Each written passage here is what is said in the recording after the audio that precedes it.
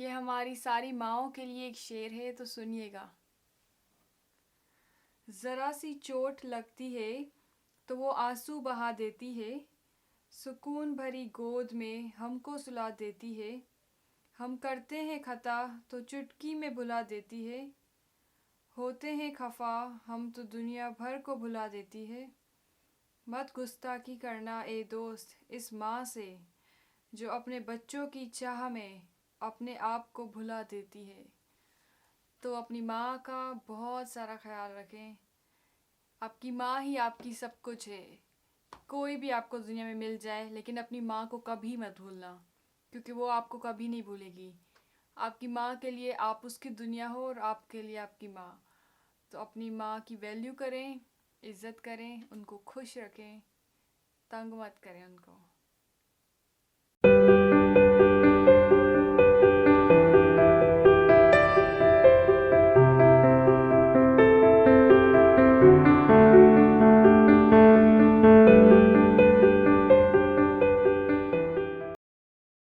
Hey friends, welcome back to my channel.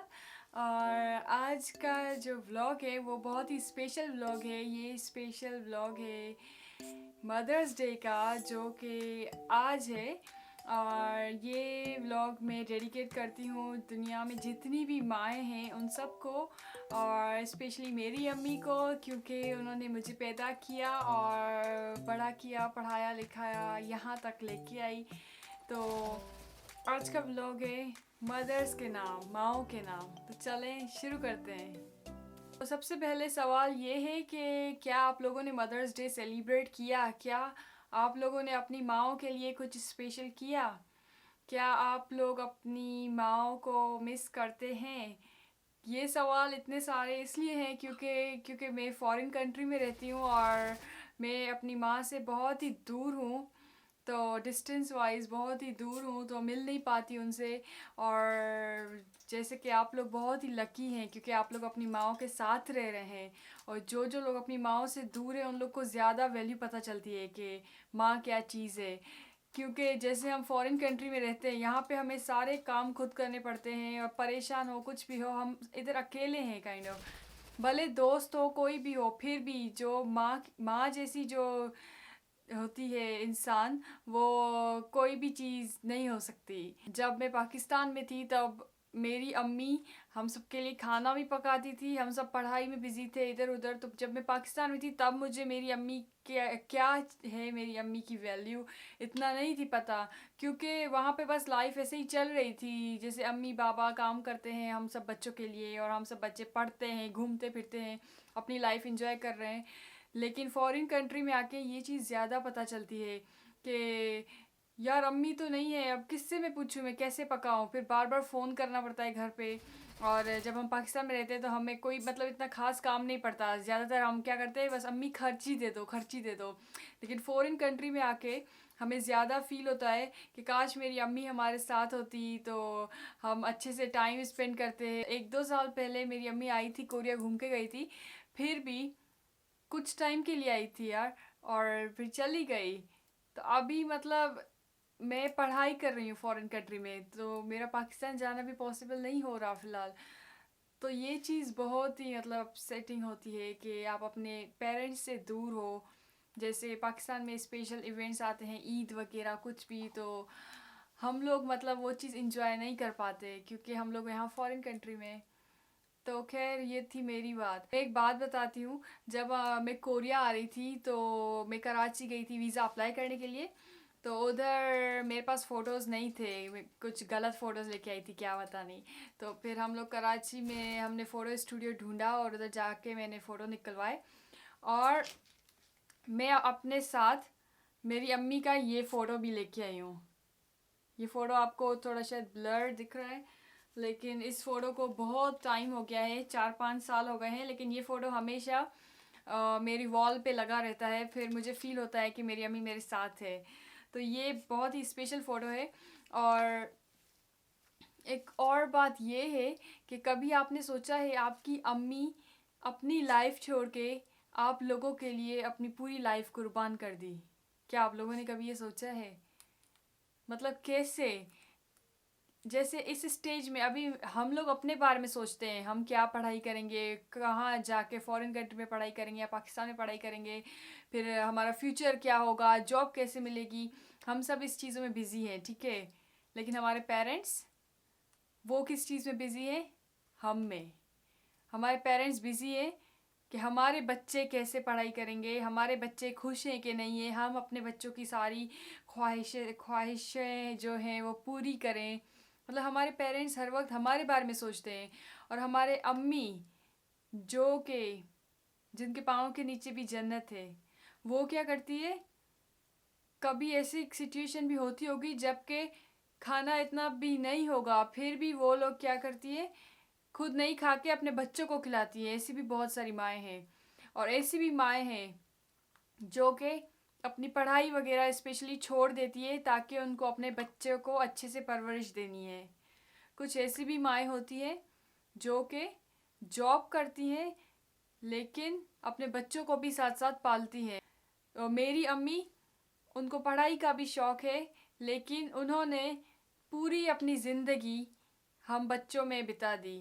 Even अभी तक अगर मैं अम्मी से फ़ोन पे बात ना करूँ 1-2 दिन, तो मेरी अम्मी बहुत ही परेशान हो जाती है कि मतलब क्या हुआ, फ़ोन नहीं किया, तबीयत तो ठीक नहीं है। मेरा मतलब है तबीयत तो ख़राब नहीं है। लेकिन फिर मैं क्या कभी कभी बिज़ी होती हूँ तो अम्मी को वॉइस मैसेज सेंड कर देती हूँ, लेकिन मेरी अम्मी हमेशा मतलब ख्याल करती है।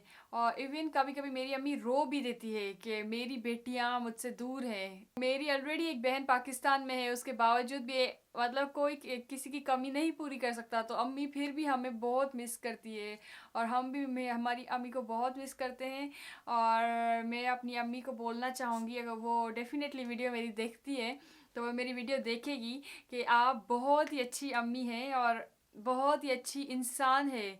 और आपने हमारे लिए जो किया है, हम कभी भी आपके लिए वो चीज़ नहीं कर सकते। लेकिन फिर भी हम जितना कर सकते हैं उससे ज़्यादा करने की कोशिश करेंगे कि हम आपको हर खुशी दें, कभी आपको दुख ना दे। और अल्लाह आपको सेहत दे, तंदुरुस्ती दे और हमेशा खुश रखे और आपकी हर ख्वाहिशात को पूरी करे। आप हमेशा खुश रहें। और मदर्स डे सिर्फ एक ही दिन नहीं होता, नाम क्या नहीं होता कि ये दिन ही है मदर्स डे। मदर्स डे हर एक दिन होता है। तो अपनी अम्मियों का हमेशा ख्याल रखें, अपनी अम्मियों को हमेशा खुश रखें और अपनी अम्मियों की हर बात माने, उनको तंग ना करें ज़्यादा। और जो जो आपकी अम्मी आपके करीब है, जैसे आप पाकिस्तान में रहते हैं, तो उनकी कदर करें और उनका बहुत सारा ख्याल रखें। जैसे मेरे लिए फ़िलहाल मेरे बच्चे जैसी जो चीज़ है, काइंड ऑफ बच्चा, वो है ये रोमी। रोमी को अगर कुछ भी हो जाता है तो मैं बहुत ही परेशान हो जाती हूँ, क्योंकि ये एक बर्ड है। जैसे डॉग्स वगैरह होते हैं, उनको तबीयत ख़राब होती है तो वो ठीक हो जाते हैं, लेकिन ये बर्ड जो है, इनको तबीयत ख़राब होने से इनकी हालत बहुत ख़राब हो जाती है। एक बार रोमी के साथ ऐसा हो चुका है।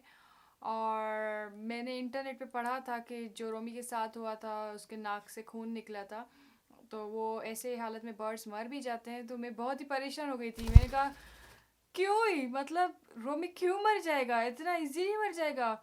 मैं रोमी को इतने टाइम से मतलब मेरे साथ है रोमी, और कैसे ऐसे मतलब इजीली मर जाएगा, मतलब ये क्या बात हुई, ये तो इनजस्टिस है। खैर, फिर मैं रोमी को हॉस्पिटल लेके गई थी और उसका ट्रीटमेंट हुआ 2-3 हफ्ते, और उसके बाद जाके रोमी ठीक हुआ। लेकिन रोमी की हालत बहुत ख़राब थी। तो रोमी को कुछ हो जाता है तो मुझे कुछ हो जाता है। तो आप सोच सकते हैं, एक बच्चे को कुछ हो जाता है तो एक माँ को क्या होता होगा। तो जैसे जैसे मतलब माँ अपने बच्चों का ख्याल रखती है, क्यों बच्चे अपनी माँ का वैसे ख्याल नहीं रखते। ये सोचने की बात है, आप इस पे ज़रूर गौर फरमाइएगा। कि जैसे एक माँ अगर बीमार हो जाती है तो हम सब भी उस वैसे हो जाए ना, कि हमारी माँ बीमार हो गई, हम उसका बहुत ख्याल रखें, वो जल्दी ठीक हो जाए। लेकिन कुछ ऐसे भी लोग होते हैं जो अपनी माँ के ख्याल नहीं रखते। कुछ लोग होते हैं जो दुनिया की किसी और चीज़ों में बिज़ी होते हैं, मतलब माँ को भूल भी जाते हैं। ऐसे भी बहुत सारे लोग हैं। तो आप ऐसे प्लीज़ कभी मत कीजिएगा। आपकी फ़र्स्ट प्रायोरिटी हमेशा आपकी माँ होनी चाहिए। माँ बाप जो है वो, अल्लाह ने जो हमें माँ बाप दिए हैं, वो हमारे मतलब सब कुछ हैं।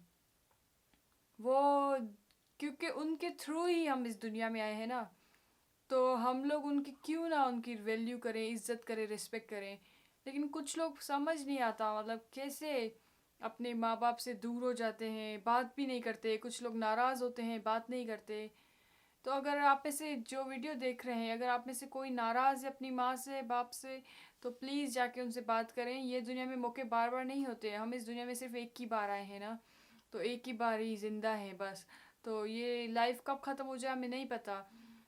तो आप अपनी माँओं से नाराज़ हैं तो प्लीज़ उनसे सलाह कर लें, उनसे बातचीत करें और अपना माँ और बच्चों का जो रिलेशन है उसको बरकरार रखें, खुशी खुशी रखें। और आप लोग मुझे कमेंट्स के थ्रू भी बता सकते हैं कि आप लोगों ने अपनी अम्मियों के लिए क्या क्या किया, आज कुछ स्पेशल किया कि नहीं। तो मैंने मेरी अम्मी के लिए क्या किया कि मैं क्योंकि ऐसा था कि मैं अम्मी को बोल रही थी मदर्स डे है तो आप एटलीस्ट केक तो मंगवा के कटिंग कर रहे हैं, ताकि मतलब खुशी होती है ना कि कोई स्पेशल दिन हो, हम केक काटें, मीठा खाएं सब मिलके। और आजकल रमज़ान भी चल रहा है तो खैर फिर अम्मी वाले मान नहीं रहे थे, लेकिन फाइनली वो केक लेके आए और कुछ वीडियो क्लिप्स भी बनाई है उन लोगों ने। तो मैं आपके साथ शेयर करती हूँ मेरे घर कैसे मदर्स डे सेलिब्रेट किया, मेरी अम्मी ने केक काटा।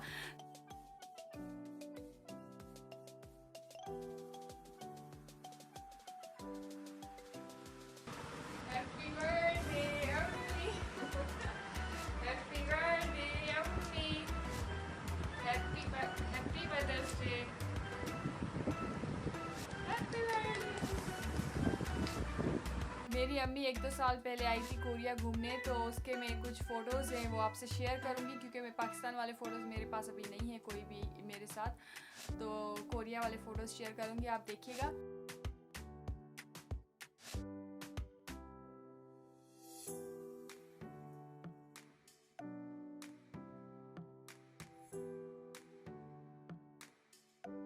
और अपनी अम्मियों को बहुत सारा प्यार करें, उनका बहुत सारा ख्याल करें और उनकी रिस्पेक्ट करें।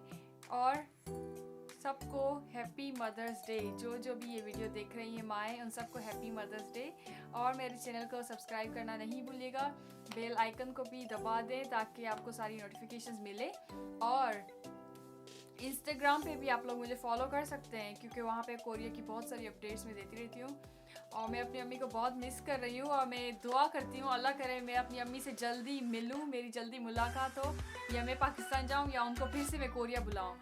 तो अपनी अम्मियों का ख्याल रखें, अपना भी ख्याल रखें। तब तक के लिए खुदा हाफिज़। रमज़ान है, रोज़ा है, तो रोज़ा भी मुबारक हो। खुदा हाफिज़, बाय बाय।